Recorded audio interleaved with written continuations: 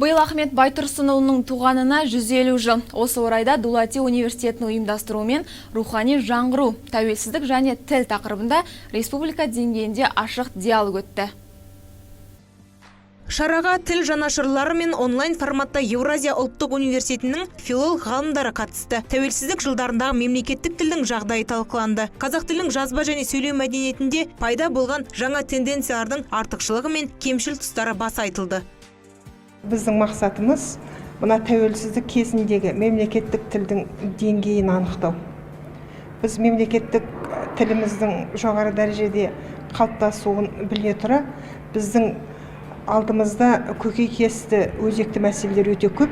Осы мәселелерді ортаға салып, жан-жақтан қазақстандық барлық жоғарғы оқу орнының ғалымдары бірлесе отырып, негізгі мәселелерді анықтауды мақсат етіп отырмыз.